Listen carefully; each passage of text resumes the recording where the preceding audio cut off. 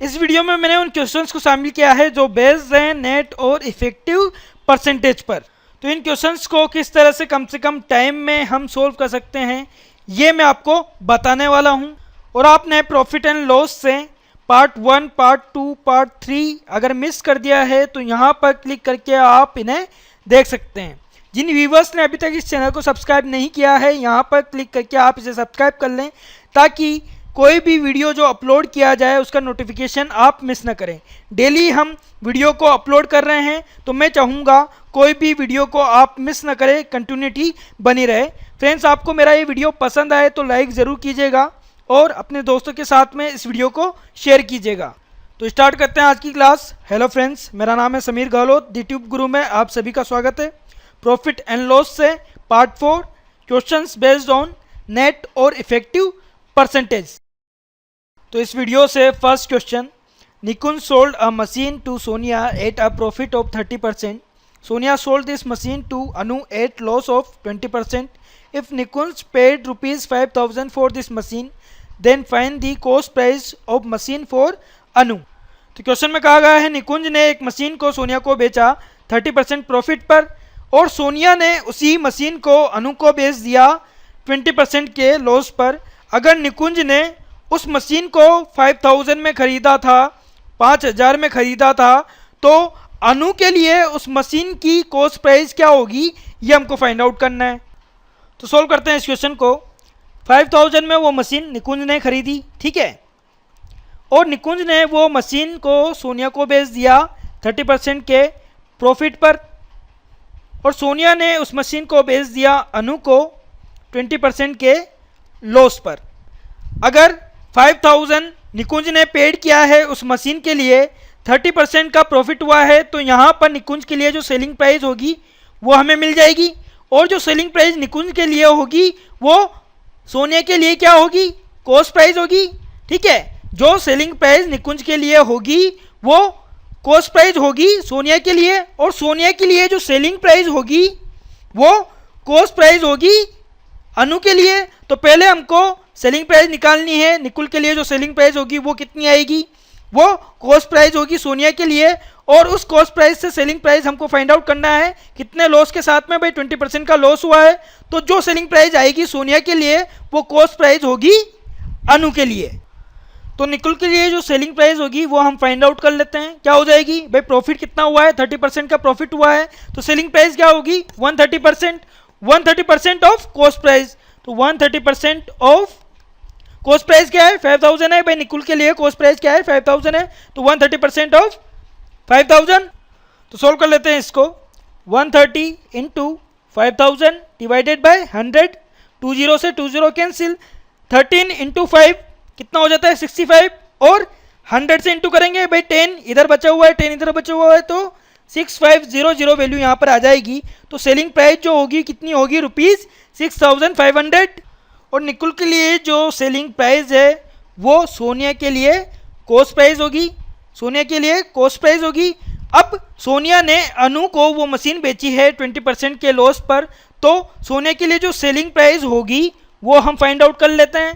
भाई लॉस हुआ है 20% का, तो सेलिंग प्राइस कितनी होगी 100 - 20, that means 80% of cost price. Cost price क्या है सोनिया के लिए 6,500। सोल्व कर लेते हैं इसको। 80 इंटू 6500 डिवाइडेड बाय 100, तो 20 से 20 कैंसिल, 65 इंटू 80, तो 60 इंटू 80 कितना हो जाता है 4,800, 80 इंटू 5 400, तो 4,800 प्लस 400 5,200, तो कितना हो गया ₹5,200।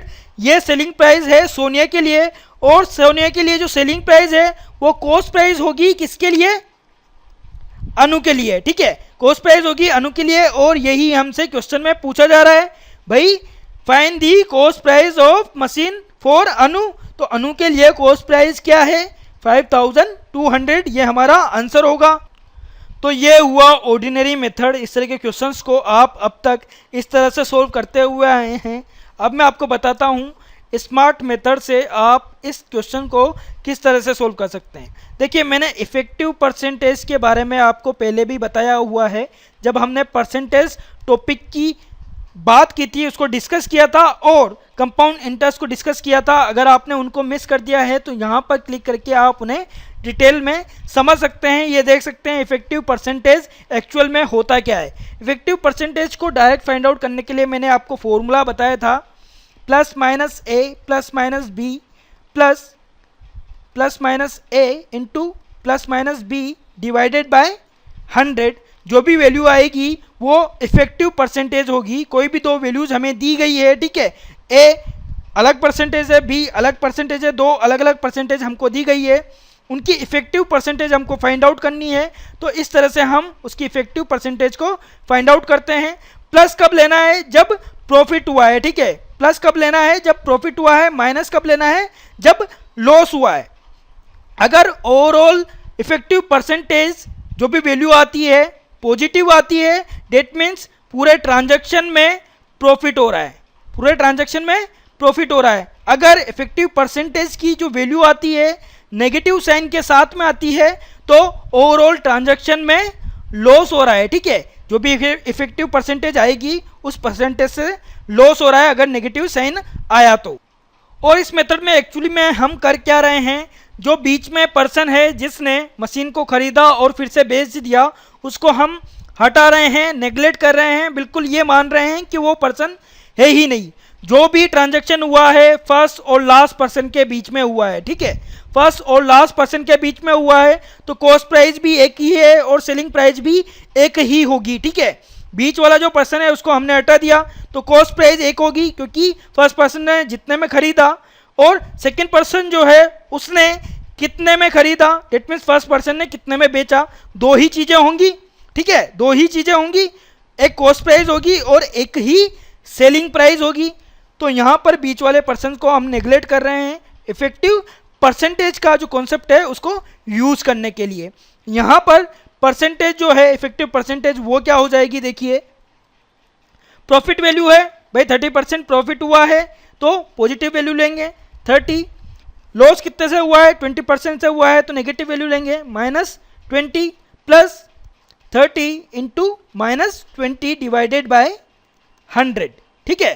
तो 30 - 20 कितना हो गया, 10 हो गया। 30 इंटू 20 600 जो कि माइनस में आएगा और 20 से 20 कैंसिल हो जाएगा तो -6 वहाँ पर रह जाएगा। 10 - 6 डेट मीन्स 4%। तो इफेक्टिव परसेंटेज क्या आएगी इस क्वेश्चन के लिए, इस ट्रांजैक्शन के लिए 4%, डेट मीन्स प्रॉफिट हो रहा है, ठीक है। ओवरऑल ट्रांजैक्शन की मैं बात करूं तो प्रॉफिट हो रहा है क्योंकि पॉजिटिव वैल्यू हमें यहां पर मिली है। और एक और बात आप यहां पर ध्यान दीजिए, ये जो स्टेप है इसको एग्जाम में आपको नहीं लिखना है, ठीक है। ये जो पेपर वर्क किया हुआ है हमने ये एग्जाम में आपको नहीं करना है, ये मैंने सिर्फ एक्सप्लेन करने के लिए आपको बताया है। ये जो कैलकुलेशन है आप माइंड में कर सकते हैं, इजीली जो इफेक्टिव परसेंटेज है उसको फाइंड आउट कर सकते हो। आपको डायरेक्ट क्या लिखना है, देखिए प्रॉफिट आपको मिल गया है 4%, आपने इफेक्टिव परसेंटेज फाइंड आउट की जो पॉजिटिव साइन के साथ में ये तो प्रॉफिट हुआ है। प्रॉफिट कितना हुआ है 4% का हुआ है तो सेलिंग प्राइस जो होगी वो क्या हो जाएगी 104% of cost price. Cost price क्या है 5000 है तो 104% ऑफ 5000। ये स्टेप आपको लिखनी है और सोल्व करना है डायरेक्ट 104 इंटू 5000 डिवाइडेड बाय 100। तो 20 से 20 कैंसिल, 50 इंटू 104। इसको कैलकुलेशन को इजी करने के लिए 104 को स्प्लिट कर लें 100 और 4 में तो 50 इंटू 100 5000, 50 इंटू 4 200, वैल्यू क्या आ जाएगी 5200। तो ये सेलिंग प्राइस होगी निकुंज के लिए। यहाँ पर हम ये मानकर चल रहे हैं बीच में सोनिया नहीं है, डेट मीन्स निकुंज ने मशीन को डायरेक्ट सेल किया है अनु को, ठीक है। अब अनु को सेल किया है तो सेलिंग प्राइस जो है निकुंज के लिए वो कॉस्ट प्राइस होगी किसके लिए, अनु के लिए, ठीक है। कॉस्ट प्राइस होगी अनु के लिए।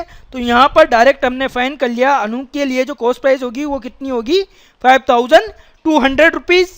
तो एग्जाम में आपको सिर्फ ये स्टेप लिखनी है और आंसर को फाइंड आउट करना है। देखिए फ्रेंड्स, एग्जाम में जो कैलकुलेशंस माइंड में हो सकती है उनको माइंड में करने की कोशिश करें। पेपर वर्क जितना कम से कम हो सके उतनी कोशिश करें ताकि आपका जो टाइम है वो बच सके। तो जो भी इस तरह के क्वेश्चंस एग्जाम में आपको दिखे उनको आप इस तरह से सोल्व करें। अब नेक्स्ट क्वेश्चन डिस्कस करते हैं। Question number 2, Sumit purchase an item for ₹4000 and sold it at the gain of 35%. From that amount he purchased another item and sold it at the loss of 20%. What is his overall gain or loss? तो question में कहा गया है सुमित ने एक item purchase किया, खरीदा 4,000 रुपये में और उसको बेच दिया 35% के प्रॉफिट पर। जो भी अमाउंट उसको मिली उस आइटम को बेचने के बाद में, जो भी अमाउंट उसे मिली उससे उसने एक अनदर आइटम को परचेज किया, खरीदा और उसे वापस से बेच दिया कितने परसेंट के लॉस पर? 20% के लॉस पर। तो इस ओवरऑल ट्रांजैक्शन में जो भी लॉस हुआ है या फिर जो भी गेन हुआ है वो कितना है ये हमको बताना है। और इसके लिए ऑप्शंस दिए गए हैं। First loss of rupees 340, second gain of rupees 320, third loss of rupees 360, fourth can not be determine और फिफ्थ है नन ऑफ द अबव। तो देखते हैं इनमें से कौन सा ऑप्शन राइट है। सुमित ने एक आइटम परचेज किया 4,000 रुपीज़ में, डेट मीन्स ये कॉस्ट प्राइस होगी सुमित के लिए, और उस आइटम को उसने किसी को बेच दिया 35% के प्रॉफिट पर। जो भी अमाउंट उसके पास में आया उस अमाउंट को उसने यूज़ किया और एक और आइटम उसने परचेज किया और उसके बाद में उस आइटम को उसने 20% के लॉस पर किसी अदर पर्सन को बेच दिया। तो यहाँ पर 2 टाइम ट्रांजैक्शन हुआ है, एक बार प्रॉफिट हुआ है, एक बार लॉस हुआ है। तो यहाँ पर इफेक्टिव परसेंटेज क्या हो जाएगी? देखिए डायरेक्ट इसको माइंड में सोल्व करने की कोशिश कीजिए। 35 प्रॉफिट है, प्लस में लेंगे, लॉस कितना हुआ है 20% का, तो 35 माइनस 20 कितना बच जाएगा? 15 बच जाएगा। नेक्स्ट स्टेप में क्या करना है? 35 इंटू माइनस 20 कितना हो जाएगा? 30 into 20 600, 20 into 5 100, that means total मिलाकर 700। तो माइनस 700 वैल्यू आएगी जिसको डिवाइड करना है 100 से, 20 से 20 कैंसिल, माइनस 7 वैल्यू बचेगी। तो 15 माइनस 7 दैट मीन्स 8%। ठीक है, कितना होगा? 8%। अगर आप माइंड में सोल्व ना कर सके तो पेपर वर्क आप करके वो जो फॉर्मूला था उसको अप्लाई करिए, उसमें वैल्यूज रखिए। 35 minus 20 plus 35 into minus 20 divided by 100, इसको आप सोल्व करेंगे तो वैल्यू क्या आ जाएगी? 8%। तो ओवरऑल ट्रांजैक्शन में प्रॉफिट हुआ है, कैसे पता चला? इफेक्टिव परसेंटेज जो है एक पॉजिटिव वैल्यू है। ठीक है, तो प्रॉफिट हुआ है, ओवरऑल ट्रांजैक्शन में प्रॉफिट हुआ है कितने परसेंट से? 8% से प्रॉफिट हुआ है। हमसे पूछा क्या जा रहा है? What is his overall gain और लॉस। अब ये तो कंफर्म हो गया प्रॉफिट हुआ है, तो उस प्रॉफिट को हम फाइंड आउट कर लेते हैं। प्रॉफिट क्या होगा? 8% of cost price. Cost price क्या है? 4,000। ठीक है, तो 8% ऑफ 4,000 सोल्व कर लेते हैं इसको। 8 इंटू 4,000 डिवाइडेड बाई 100। ठीक है, तो 20 से 20 कैंसिल, 40 इंटू 8 डेट मीन्स 320। तो रुपीज़ 320 यहाँ पर प्रॉफिट हुआ है। और आपकी कैलकुलेशन बहुत अच्छी है, तो ये जो 2 स्टेप्स हमने लिखी हैं ये भी आपको लिखने की ज़रूरत नहीं है। 8% ऑफ 4,000 इजीली माइंड में कैलकुलेट हो सकता है। 20 से 20 कैंसिल हो जाएगी, 40 इंटू 8 320। ठीक है, अगर कैलकुलेशन आपकी अच्छी है तो ये जो कैलकुलेशन हमने पेपर वर्क किया है वो भी आपको करने की ज़रूरत नहीं थी। इफेक्टिव परसेंटेज फाइंड आउट की, ये भी माइंड में आपने सोल्व किया और इसी को यूज करते हुए प्रॉफिट आपने फाइंड आउट कर लिया। वो कितना आया है? गेन ऑफ रुपीज़ 320, यानी कि ऑप्शन सेकंड हमारा राइट आंसर होगा। फ्रेंड्स, आपको मेरा ये वीडियो पसंद आ रहा है तो लाइक ज़रूर कीजिए, अपने दोस्तों के साथ में इस वीडियो को शेयर कीजिए ताकि उन्हें पता चल सके प्रॉफिट एंड लॉस से जुड़े हुए क्वेश्चंस को कम से कम पेपर वर्क में, कम से कम टाइम में किस तरह से सोल्व किया जा सकता। अब नेक्स्ट क्वेश्चन लेते हैं, question number 3। Rehan purchase the bike for rupees 54,000, he sold it at a loss of 8%. With that money, he again purchased another bike and sold it at a profit of 10%. What is his overall loss or profit? देखिए इस तरह के questions काफ़ी ज़्यादा आते हैं exams में। ये भी कॉर्पोरेशन बैंक पीओ में आया हुआ है और जो प्रीवियस क्वेश्चन था वो भी बैंक क्लर्क एग्जाम में आया हुआ है। तो इस तरह के क्वेश्चंस काफ़ी ज़्यादा आते हैं एग्जाम में, तो प्रैक्टिस आपको काफ़ी ज़्यादा करनी है। ठीक है, तो क्वेश्चन में कहा गया है रोहन ने एक बाइक परचेज की 54,000 में, उसने उसको 8% के लॉस पर बेच दिया।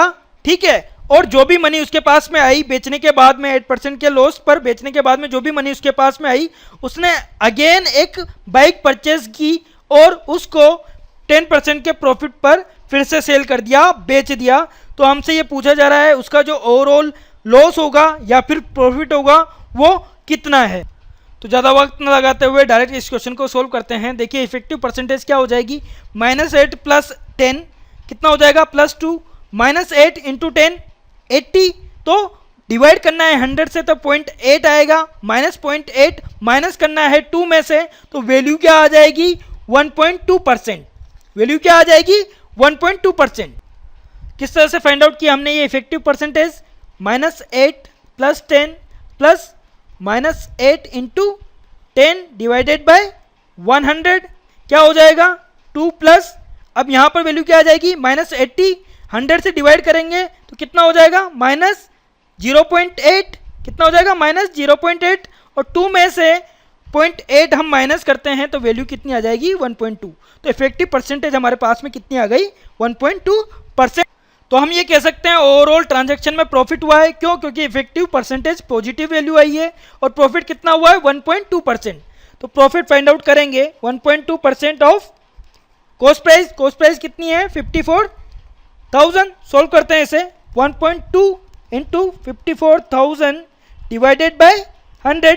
डेसिमल हम हटाते हैं तो डिनोमिनेटर में 10 इंटू में आ जाएगा, 3 0 से 3 0 कैंसिल, 12 को इंटू करना है 54 से, तो 12 × 50 600, 12 × 4 48, वैल्यू क्या आ जाएगी 648। तो प्रॉफिट कितना हुआ है ₹648 का। तो कौन सा ऑप्शन राइट है, ऑप्शन 4, प्रॉफिट ऑफ ₹648। अब नेक्स्ट क्वेश्चन डिस्कस करते हैं, question number 4। If the manufacturer gains 10%, the wholesale dealer 15% and the retailer 25%, then the cost of production of an article whose retail price is ₹1265 is, option हमें दिए गए हैं, first 632.50, second 800, third 814, fourth 834, fifth है none of these.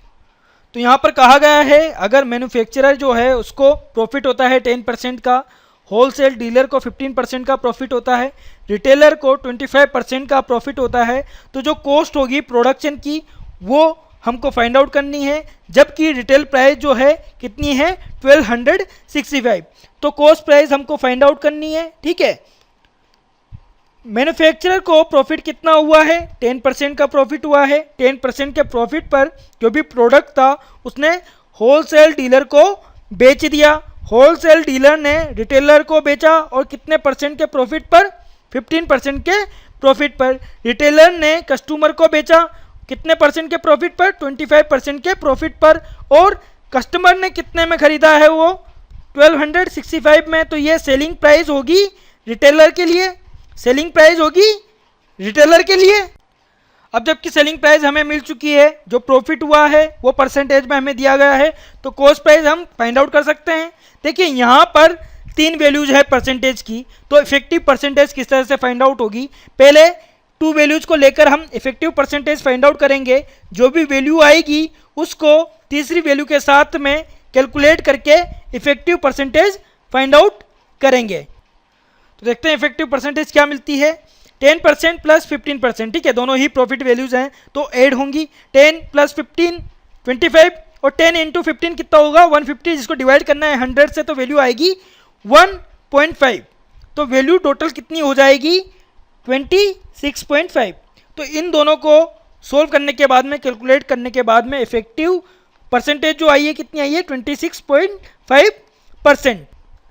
अब इस value को और last जो परसेंटेज वैल्यू है इसको कैलकुलेट हमें करना है, इफेक्टिव परसेंटेज फाइंड आउट करना है, क्या हो जाएगा 26.5 + 25 + 26.5 × 25 डिवाइडेड बाय 100।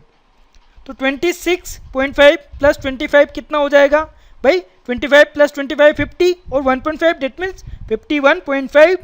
अब इनको यहाँ पर इंटू करना है, तो 26.5 है तो यहाँ पर 26.5 को इंटू ना करके 25 से इंटू करें, तो 25 × 25, 25 का स्क्वायर 625, और यहाँ पर 1.5 बचा हुआ है उसको 25 से इंटू करना है, तो वैल्यू क्या आ जाएगी 25 + 12.5 37.5, भाई 25 और उसका आधा, तो 25 + 12.5 37.5, तो 625 + 37.5 कितना हो जाएगा 662.5, जिसको डिवाइड करना है हमें 100 से। तो वैल्यूज क्या हो जाएगी देखिए 51.5 + 6.625 इनको ऐड हम करेंगे तो वैल्यू आ जाएगी यहाँ पर 58.125%। ठीक है, ओवरऑल ट्रांजैक्शन जो हुआ है तीनों ही वैल्यूज प्रॉफिट की हैं, तीनों ही बार प्रॉफिट हुआ है। तो टोटल जो प्रॉफिट हुआ है, कितना प्रॉफिट हुआ है, 58.125%। अब जबकि ओवरऑल प्रॉफिट हमें पता है, सेलिंग प्राइस हमें पता है, तो कॉस्ट प्राइस हम फाइंड आउट कर सकते हैं। कॉस्ट प्राइस को हम 100% मानते हैं, जो कि हमें फाइंड आउट करनी है। ठीक है, और सेलिंग प्राइस क्या होगी, प्रॉफिट अगर 58.125% है तो सेलिंग प्राइस कितनी होगी, 158.125%, जो कि किसके इक्वल है, 1265 के। तो क्रॉस मल्टीप्लाई करते हैं, यहाँ पर कॉस्ट प्राइस क्या हो जाएगी, 1265 इंटू 100 डिवाइडेड बाय 158.125। तो सोल्व कर लेते हैं इसे। डेसिमल हम हटाते हैं तो मल्टीप्लाई होगा 1000 न्यूमरेटर में, और ये जो वैल्यू है 1,58,125 1265 से डिवाइड होगा 125 टाइम, और 125 से 1000 डिवाइड होगा 8 टाइम। तो यहाँ पर जो कॉस्ट प्राइस है वो कितनी आ जाएगी, ₹800। तो कौन सा ऑप्शन राइट है यहाँ पर, ऑप्शन सेकेंड। तो इस क्वेश्चन से ये भी क्लियर हो गया, अगर 3% दी जाए तो उनकी इफेक्टिव परसेंटेज हम किस तरह से निकाल सकते हैं। बढ़ते हैं आगे और देखते हैं next question, question number 5। Seema purchase an item for ₹9,600 and sold it for a loss of 5%। From that money she purchase another item and sold it for a gain of 5%। What is her overall gain और loss. Friends, ये जो question है आपकी practice के लिए है, इस तरह के क्वेश्चन हम सोल्व करते हुए आए हैं। तो मैं चाहूँगा कि आप इस वीडियो को पॉज करें और इस क्वेश्चन को सोल्व करें। आई होप आपने इस क्वेश्चन को कर लिया होगा और आपका आंसर भी आ चुका होगा। जिनसे ये क्वेश्चन सोल्व नहीं हुआ उनको मैं सोल्व करके बताता हूँ। देखिए, एक आइटम परचेज किया गया 9,600 रुपीज़ में, जिसको बेच दिया गया 5% के लॉस पर। जो भी अमाउंट मिला उससे एक और आइटम खरीदा गया और उसको फिर से बेच दिया गया 5% के प्रॉफिट पर। तो ओवरऑल गेन हुआ या फिर लॉस हुआ वो हमको बताना है कि कितना हुआ। ठीक है, तो इफेक्टिव परसेंटेज अगर हम फाइंड आउट करें, इफेक्टिव परसेंटेज क्या हो जाएगी, 5 - 5 प्लस 5 इंटू -5 डिवाइडेड बाय 100। तो इसको सोल्व हम करते हैं तो 5 - 5 0, 5 इंटू 5 25, 25 इंटू 25 डिवाइडेड बाय 100। तो माइनस की वैल्यू आएगी -0.25%। तो इफेक्टिव परसेंटेज कितनी आई है, -0.25%।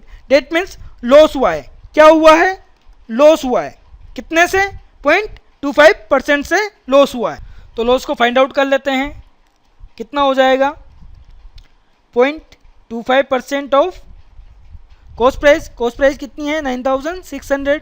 सोल्व करते हैं इसको, 0.25 डिवाइडेड बाय 100 इंटू 9,600। 20 से 20 कैंसिल। ठीक है, 20 से 20 कैंसिल, डेसिमल हम हटाते हैं तो डिनोमिनेटर में 100 इंटू हो जाएगा 25 से 100 डिवाइड होगा 4 टाइम, और 4 से ये वैल्यू डिवाइड होगी कितने टाइम, 24 टाइम। तो पूरे ट्रांजैक्शन में कितने रुपए का लॉस हुआ है, 24 रुपीज़ का लॉस हुआ है। कौन सा ऑप्शन राइट होगा, यहाँ पर प्रॉफिट दिया हुआ है 24 का, बट लॉस के लिए कोई स्टेटमेंट नहीं है, इस वजह से फिफ्थ ऑप्शन हमारा राइट होगा, none of these. I hope friends आपको ये वीडियो पसंद आया होगा। पसंद आया है तो लाइक ज़रूर कीजिएगा, अपने दोस्तों के साथ में इस वीडियो को शेयर कीजिएगा और कमेंट कीजिएगा। जिन व्यूवर्स ने अभी तक इस चैनल को सब्सक्राइब नहीं किया है वो यहाँ पर क्लिक करके इसे सब्सक्राइब कर लें, ताकि कोई भी नए वीडियो जब हम अपलोड करें तो उसका नोटिफिकेशन आपको मिल जाए।